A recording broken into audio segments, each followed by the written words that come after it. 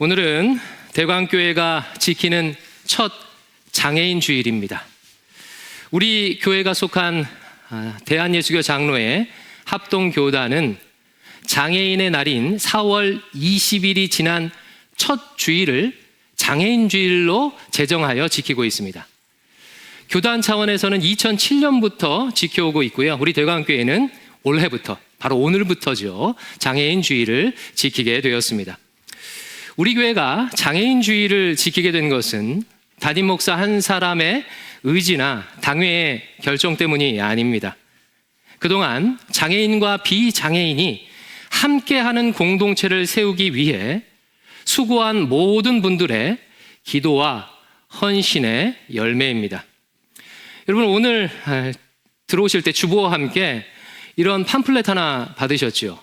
이 팜플렛 첫 장을 딱 열어보면 대광교회 장애사역지원부의 역사가 아주 간략하게 기록이 되어 있는데요. 제가 잠깐 소개하겠습니다. 제가 대광교회 청년부를 담당하던 2016년도에 당시 청년이었던 박여진 집사님, 지금은 새 아이의 엄마가 되었습니다. 이 박여진 집사님과 함께 이 청년부 안에 더하기 순이라는 소그룹을 만들었어요. 더하기 순은 더불어 하나 되는 기쁨이라는 뜻입니다.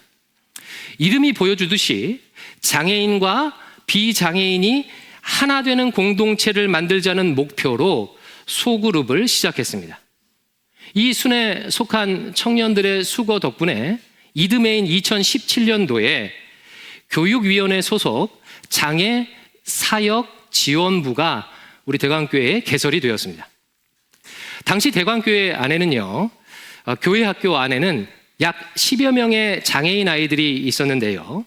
이 아이들이 예배를 잘 드릴 수 있도록 지원하기 위해서 장애사역지원부라는 이름으로 시작을 한 것입니다. 이것이 대광교회 장애인 사역의 첫 출발이 되었습니다. 그러면 지난 7년 동안 어떤 사역을 해왔을까요? 크게 4종류의 사역을 했어요. 첫 번째는요, 국수봉사입니다.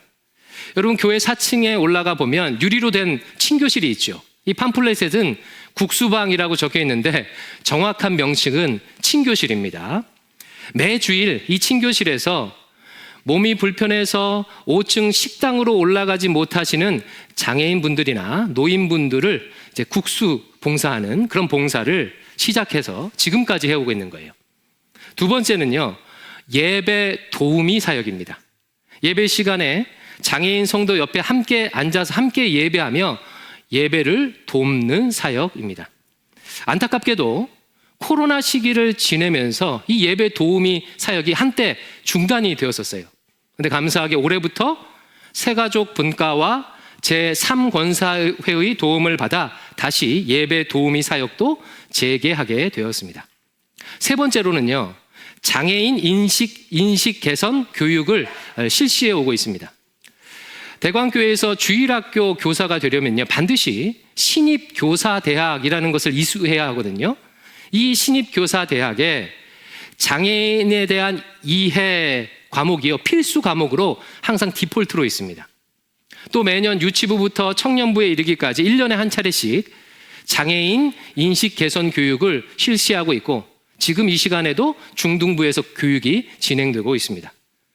교육자들의 경우에는요, 3년 전부터요, 매년 한 차례씩 외부 기관에서, 장애인 기관에서 오셔서 교육자들만 따로 장애인 인식 개선 교육을 실시하고 있습니다. 마지막 네 번째는요, 아띠 기도 모임이에요.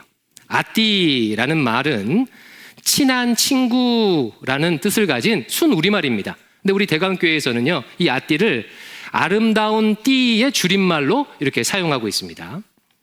아띠 기도 모임은 장애인 부모 기도 모임입니다. 2달에 한 번, 토요일에 장애인 부모들이 모여서 교육자와 함께 기도 제목을 나누고 함께 기도하는 모임을 지금까지 계속 이어오고 있습니다. 2016년 청년부의 소그룹에서 시작된 장애인 사역이요, 지난 8년 동안 이런 과정을 통해서 지속해서 오늘 장애인 주의를 지키는 데까지 이른 것입니다. 여기까지 인도해 주신 아버지 하나님께 감사와 영광을 먼저 올려드립니다. 그리고 그동안 이 일을 위해서 수고해 주신 분들, 무엇보다도 함께하며 오랜 동안 인내하면서 기다려주신 우리 장애인 성도님들과 부모들에게 특별히 감사의 말씀을 드립니다. 제가 이 사역의 과정을 오랜 시간 함께하면서 우리 대광교회에 감동받은 것이 하나 있어요. 여러분, 어떤 사역이든지요, 어떤 사역을 처음 시작하려고 하면요, 그 사역을 부정적으로 보거나 반대하는 분들이 있기 마련입니다. 그렇지, 아무리 좋은 일이라도 반대하는 사람이 있기 마련이에요. 새로운 예산도 써야 하고 가뜩이나 봉사자가 없는데 새로운 봉사자도 구해야 하기 때문에 반대하는 사람이 있기 마련이죠. 근데 여러분, 놀라지 마십시오. 2017년부터 지금까지 장애사역지원부가 추진하고 기획했던 모든 일들이요, 우리 대광교회 안에서 공식적으로 거절당한 적이요, 한 번도 없습니다. 제 기억으로는 한 번도 없어요. 물론 사역을 하면서 여러 어려움이 있었지만 교회 차원에서 거부당한 적이 한 번도 없었어요. 여러분, 놀랍지 않습니까? 우리 교회에 작년에 소천하신 고 양정희 집사님이라고 계셨어요. 그분은 다리가 불편하신 지체 장애인이셨는데 그래서 전동 휠체어를 타고 다니셨습니다. 교회에 오신 지 몇 달 뒤에 저를 보시면서 눈물을 글썽이며 저한테 이렇게 말씀하시더라고요. 목사님, 저 같은 장애인 한 사람을 위해서 교회 통로를 넓히는 공사를 해주셔서 감사합니다. 이렇게 저한테 인사를 하셨어요. 이게 무슨 말이냐면요, 아시다시피 우리 교회 1층은요 입구가 굉장히 좁아요. 예전에 있던 경사로는 아주 좁아서 전동 휠체어가 지나다니기가 굉장히 불편했습니다. 또 1층 엘리베이터 앞에요, 난간이 이렇게 툭 튀어나와 있어서 이 전동 휠체어가 한 번에 돌 수 없는 거예요.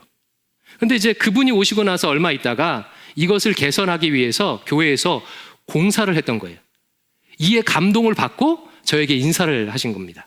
그런데요, 제가 봐도 교회의 이 결정이요, 정말 너무너무나도 감동적이에요. 여러분, 그렇지 않습니까? 한 사람을 위해서 큰 비용을 들여서 교회 구조를 개조한다는 게 여러분 쉬운 일이겠습니까? 이렇게 생각할 수도 있는 거잖아요. 아니, 전동 휠체어가 아예 못 들어오는 것도 아니고 지금도 이용 가능한데 한 사람 때문에 큰 비용 들여서 굳이 공사를 해야 해? 이용할 사람들이 여러 명 생기면 그때 하면 안 돼? 이렇게 생각하기 쉽잖아요. 그러나 연석회의와 당회 이 안건이 올라왔을 때 작은 논쟁과 토론은 있었지만 아무도 반대하지 않으셨어요. 만장일치로 통과해서요 공사했습니다. 이번 장애인 주일 제정도 마찬가지입니다. 모두 다 흔쾌히 동의해 주셨어요. 저는 하나님께서 대광교회에 복 주시는 이유 중 하나가 이런 모습 때문이라고 확신합니다. 마태복음 25장에 보면 연약한 한 사람에게 한 선행이 곧 예수님께 한 선행이다라는 말씀이 나와요. 대광교회가 한 명의 장애인 성도를 위해서 한 결정, 그 공사를 우리 주님께서는 주님에게 한 것으로 받으셨다고 믿습니다. 앞으로도 우리 대광교회가 장애인과 비장애인이 함께하는 공동체가 되는 일에 모두 마음을 모아주시기를 부탁을 드립니다. 저에게는요, 이 장애인 사역과 관련해서 작은 소망이 하나 있어요. 최근에 생긴 소망인데요. 여러분, 봉화선역 가는 길목에 보면 그 강병북로 쪽에 그 작은 묵동천이라고 이렇게 있습니다. 아시지요? 근데 그 묵동천 옆에 그린벨트 지역이 있는데요. 작년에요, 그곳에 발달 장애인을 위한 특수 학교를 설립하는 계획이 최종적으로 확정이 됐어요. 2027년이 완공 목표라고 합니다. 제가 그 소식을 듣고요, 마음에 작은 소망이 하나 생긴 거예요. 여러분, 특수학교가 세워지게 되면 이 지역에 발달 장애인을 둔 가정들이 좀 더 많이 이사 오게 되지 않겠습니까? 뭐 그렇겠죠. 그분들을 전도하고 섬겨야 하겠다는 기대와 소망이 생긴 거예요. 혹시 사회적 편견 때문에 그분들이 이 동네에 정착하기 어려워한다면 우리 교회가 도와주면 좋겠다. 특수학교 때문에 이사 왔다가 좋은 교회를 만나고 좋은 이웃도 만나고 예수님도 만나게 되면 좋겠다. 그래서 서울에 있는 426개의 행정동 중에서 우리 신내동이 발달 장애인이 살기에 가장 좋은 동네가 되면 좋겠다. 그 원인, 그 이유가 대광교회 때문이면 좋겠다. 이런 작은 소망이 저에게 생겼습니다. 하지만 이 소망은 성도들 모두가 함께 꿈꾸어야 실현 가능하겠죠. 그런 차원에서 여러분에게 단도직입적으로 묻겠습니다. 만약에요, 제 소망대로 이 교회에 많은 장애인들이 와서 함께 예배하게 된다면 여러분 어떠시겠습니까? 예배 중간중간에 발달 장애인 성도가요, 큰 소리를 내요. 예배당 앞으로 막 튀어나옵니다. 내가 속한 다락방에요, 자폐 장애인 성도가 있어요. 우리 자녀들이나 손주, 손녀가 주일 학교에서 장애인 아이와 함께 분반 공부합니다. 때로는 발달 장애 있는 아이가 내 자녀나 손주, 손녀의 머리를 끄집어 당기기도 해요. 여러분, 이렇게 된다면 어떻게 하시겠습니까? 그래도 괜찮겠습니까? 제가 왜 이렇게 질문하는지 짐작이 가시지요. 우리는 추상적으로는 장애인과 함께 해야 한다, 서로 하나 되어야 한다 라고 말은 하지만 막상 우리 현실에서는요, 장애인을 어려워하고 꺼려하고 멀리하려고 하는 것이 사실입니다. 이게 현실이에요. 특히 한국 사회는요, 그 어떤 사회보다, 어떤 나라보다 이웃에 대한 관용이 매우 적은 사회라고 합니다. 몇 년 전에 서울대 발전연구소에서 전 세계 52개국을 대상으로 관용도 조사라는 것을 했어요. 이 관용도가 뭐냐면 타인을 얼마나 존중하는가, 나와 다른 사람을 얼마나 포용하는가와 관련된 거예요. 관용도. 여러분, 52개국 중에서 한국이 몇 위를 했을까요? 52등을 했습니다. 대한민국이 가장 관용이 없는 사회로 결과가 나타난 거예요. 관용도를 조사하는 항목에 이런 항목이 있었습니다. 만약 당신의 자녀가 공부 못하는 아이와 친하게 지낸다면 당신은 자녀에게 어떻게 조언할 것입니까? 1번, 그 아이와 놀지 말라고 할 것인가? 2번, 그 아이를 도와주라고 할 것인가? 여러분, 여러분이라면 어떻게 하시겠습니까? 한국은 그 아이와 놀지 말라고 할 것이다 라는 대답에 압도적인 1등이었대요. 여러분, 공부에 관해서도 이 정도인데 장애인이라면 사람들이 어떻게 하겠습니까? 그 연구 보고서는 연구 결론으로 이런 코멘트를 달았습니다. 1인당 국민소득 3만 불이 넘는 대한민국에는 1인당 국민소득 1,800불에 불과한 르완다보다 미성숙한 국민들이 살고 있다. 정말 뼈아픈 지적이죠. 장애인과 관련하여 한국 사회의 인식을 보여주는 대표적인 사건이 하나 있어요. 아마 이 장면을 여러분 과거에 보셨을 텐데 사진 1번 띄워주십시오. 이제 배경은 이렇습니다. 이 사진의 배경은 이래요. 2017년도에 강서구에 발달 장애인을 위한 특수학교를 설립하려고 했어요.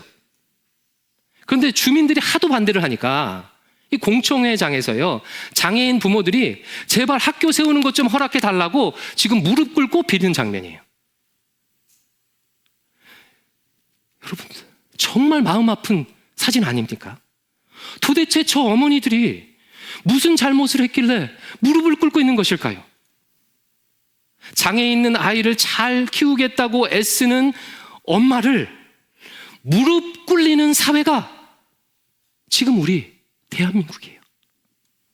나중에 하나님 앞에서 이 죄값을 어떻게 감당할지 저는 동시대를 사는 사람으로서요, 정말 두렵고 떨립니다. 그런데 이 일과 관련하여 제가 강조하고 싶은 게 하나 있습니다. 당시 장애인 학교 설립을 반대했던 사람들의 주장에 좀 주목해 볼 필요가 있어요. 사진 2번 띄워주십시오. 자, 학교 설립 반대 시위하는 사람들의 사진인데 플랜카드 제일 오른쪽 피켓을 오른쪽 보십시오. 뭐라고 써 있죠? 지역 불균형을 조장하는 특수학교 설립을 철회하라 라고 써 있습니다. 자, 여러분 이게 무슨 뜻입니까? 특수학교가 설립되게 되면 우리 지역은 다른 지역보다 상대적으로 낙후될 것이다, 발전이 저해될 것이다, 그런 의미이지 않습니까? 그럼 여러분께 질문 드려보겠습니다.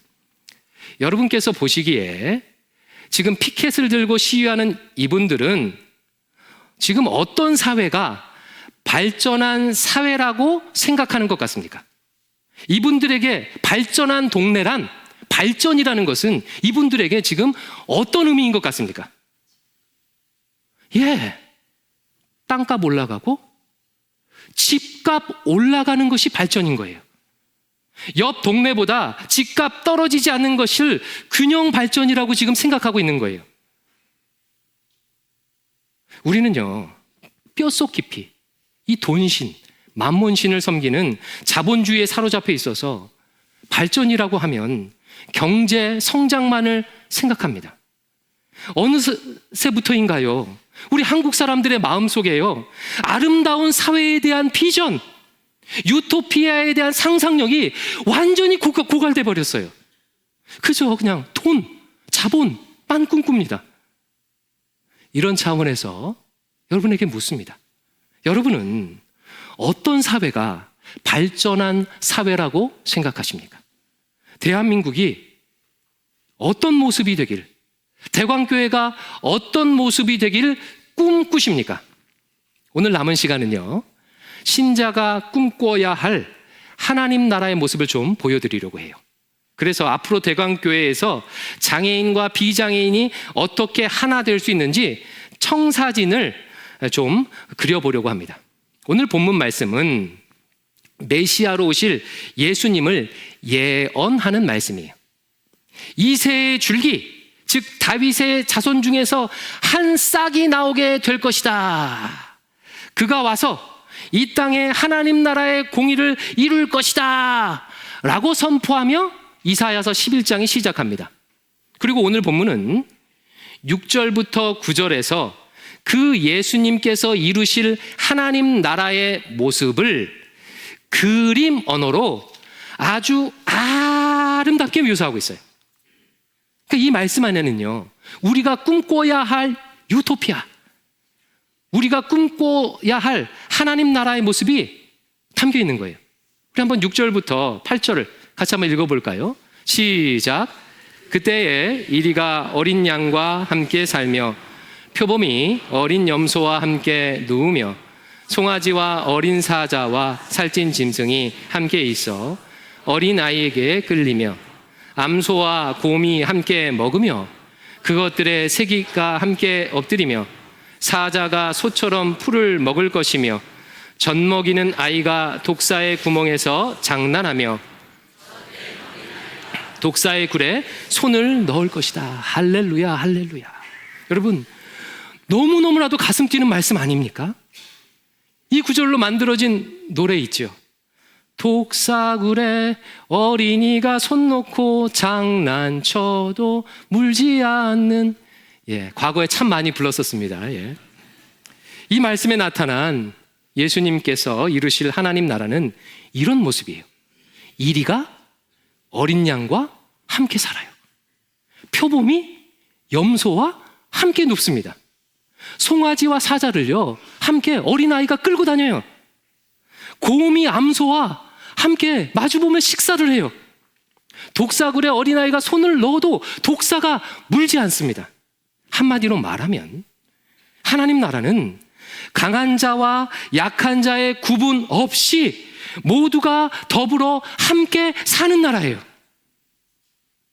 그러면 여러분, 반대로 사탄이, 죄가 다스리는 나라의 모습은 어떤 모습이겠습니까?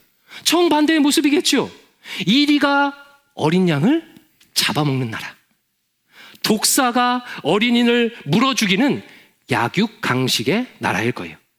집값 떨어지게 만드는 장애인은 인간의 기본권인 교육도 받지 못하게 만드는 나라. 다수인 비장애인들이 소수인 장애인들을 무릎 꿇리는 나라이겠죠. 이런 나라가 죄가 지배하는 나라일 거예요. 사랑하는 성도 여러분, 오늘 본문에 나온 하나님 나라의 비전, 이 이상을 저와 여러분의 비전으로, 꿈으로 삼을 수 있기를 주의 이름으로 축원합니다. 이 하나님 나라가 우리의 꿈이 되면, 비전이 되면요, 우리 인생의 질문이 완전히 바뀌게 됩니다. 어떻게 하면 더 넓은 집, 어떻게 하면 더 좋은 차를 가질까, 어떻게 하면 내 자식 더 좋은 대학에 보낼까, 어떻게 하면 편하게 살까 라는 질문을 멈추게 돼요. 하나님 나라를 꿈꾸게 되면요, 이와 같은 나라를 꿈꾸게 되면요, 어떻게 하면 더불어서 우리가 함께 살까를 질문하게 됩니다. 어떻게 하면 이리와 양이 함께 사는 마을을 만들까? 어떻게 하면 우리 교회 안에서 사자와 어린이가 함께 뛰놀 수 있을까를 질문하게 됩니다. 이런 질문을 하게 되기를 주의 이름으로 축원합니다. 한 걸음만 더 나아가 볼게요. 오늘 본문 말씀은요, 하나님 나라에서 우리가 어떤 방식으로 하나 되어야 하는지를 이것도 잘 보여주고 있어요. 두 가지를 강조하고 싶은데, 이 두 가지를 통해서 장애인과 비장애인이 어떤 방식으로 하나 되어야 하는지를 좀 배워보고자 합니다. 첫 번째, 하나님 나라는요, 자신의 고유한 모습으로 하나 되는 나라입니다. 여러분, 본래 이 세상에서는 이리와 어린 양 중에 누가 강자고 누가 약자죠? 이리가 강자고 어린 양이 약자입니다. 그러나 하나님 나라에서는요, 오늘 본문에 나오는 하나님 나라에서는 강자와 약자 이런 식으로 서로 구분하지 않고 있어요. 그냥 이리는 이리, 어린 양은 어린 양, 곰은 곰, 염소는 염소, 뱀은 뱀, 어린아이는 어린아이인 거예요. 자신의 모습 그대로를 가지고 서로 하나 됩니다. 이것은 장애인과 비장애인의 하나됨에 있어서 우리에게 매우 중요한 통찰을 던져줍니다. 장애인과 비장애인이 하나 된다고 하는 것은요, 약자인 장애인과 강자인 비장애인이 하나 되는 방식이 아니에요. 그래서 강자인 비장애인이 자신의 본성을 억누르고 무조건 장애인들에게 양보하고 배려하거나, 약자인 장애인은 계속해서 강자로부터 배려받는 식의 하나됨이 아니라는 거예요. 서로 있는 모습 그대로 동등하게 하나 되는 방식의 하나됨입니다. 여러분, 장애는 극복해야 하는 어떤 상태가 아니에요. 그 자체로 존중받아야 하는 삶의 방식입니다.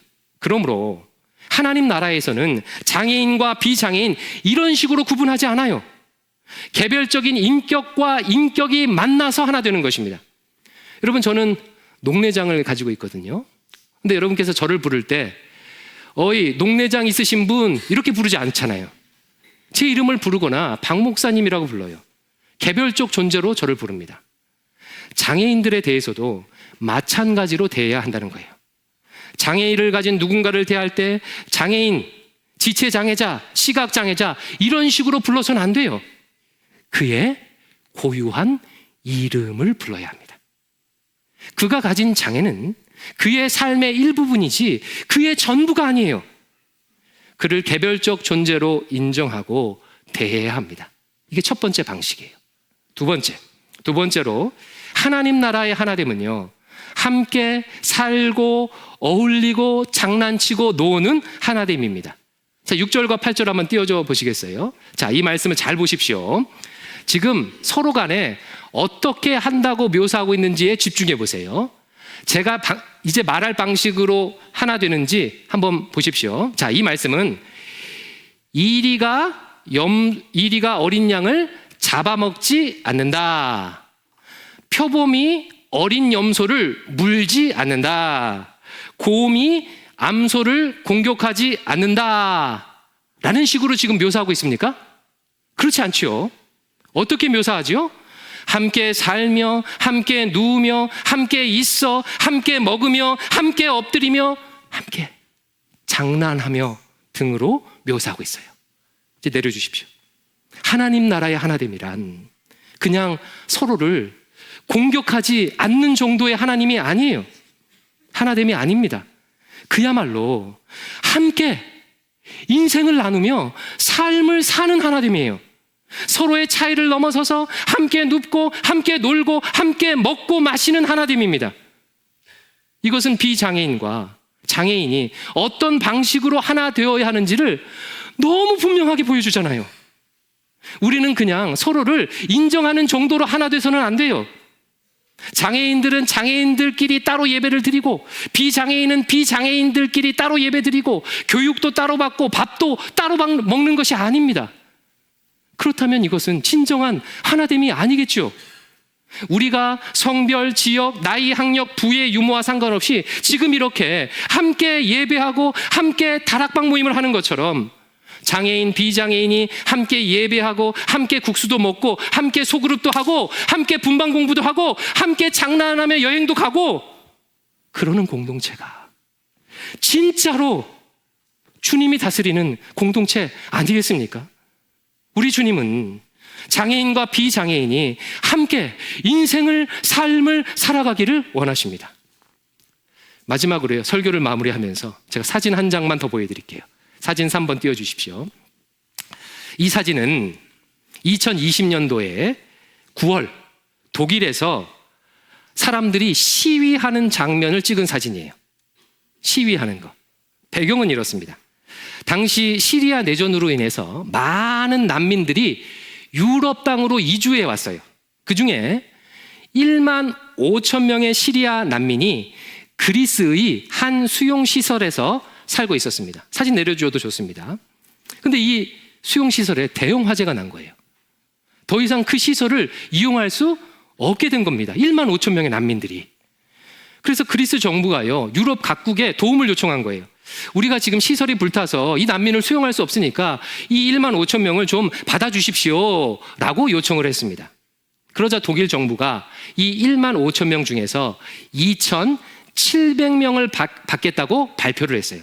그리고 나자 독일의 약 40여 개의 도시에서 동시다발적으로 시위가 지금 일어난 거예요. 그중 한 장면, 방금 본 사진이 그중 한 장면입니다.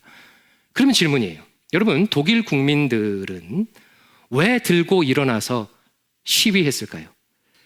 아니, 우리도 지금 살기 힘든데 왜 난민을 2,700명이나 받습니까? 라고 시위했을까요? 아니에요. 왜 2,700명만 받습니까? 15,000명 다 받아야지요 라고 시위를 했어요.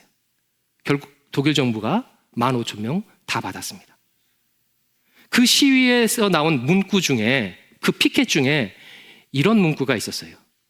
인간의 존엄성에는 국경이 없다. 균형 발전을 저해하는 특수학교 설립을 철회하라. 제가요, 다른 나라지만요, 정말 너무나도 부러워갖고요, 이 설교 마지막에 예화로 지금 사용하고 있는 겁니다. 우리나라도, 우리 한국교회도 좀 이렇게 됐으면 좋겠어요. 특수학교를 설립하려고 할 때 이 동네 저 동네마다 우리가 받겠습니다. 우리 교회가 책임지겠습니다. 우리가 이들을 섬기겠습니다.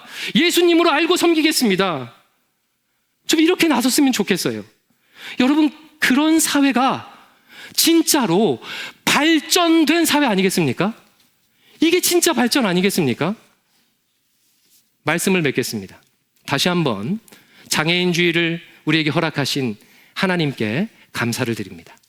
대광교회 모든 성도가 하나님 나라의 꿈, 하나님 나라의 유토피아를 꿈꿀 수 있기를 축원합니다. 그래서 우리 대광교회에서 나중에가 아니라 지금 이곳 대광교회에서 장애인과 비장애인 모두 미리 하나님 나라를 경험하게 되기를 정말 간절하게 소망합니다. 우리 이 마음을 담아서 함께 찬양할 텐데요, 축복성 찬양할게요. 자, 저를 따라서 이렇게 오른손을 들어주십시오. 두 손을 축복할 텐데 서로 마주보며 찬양하면 좀 쑥스러우니까 자, 우리 교회 안에 얼마나 소중한 분들을 하나님 많이 붙여주셨습니까? 사실 장애인이라고 표현하지만요, 우리 모두가 다 선을 행하는데, 의를 행하는데 장애를 가지고 있는 거 아닙니까? 우리 서로 삶의 무거운 짐을 지고 가는 우리 서로를 축복하면서 이 찬양을 하나님께 드리겠습니다.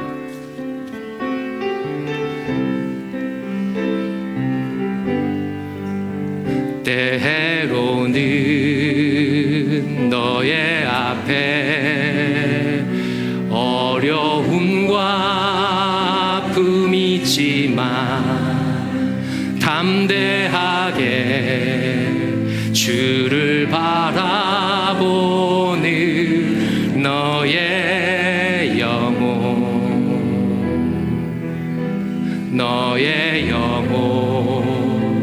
우리 볼 때 얼마나 아름다운지 너의 영혼 통해 큰 영광 받으시 하나님을 찬양 오 할렐루야. 너는 택한 족속이요 너는 택한 족속이요 왕같은 제사장이며 거룩한 나라 하나님의 소유된 백성 너의 영혼 우리 볼 때 얼마나 사랑스러운지 너의 영혼 통해 큰 영광 받으시 하나님을 찬양 오 할렐루야.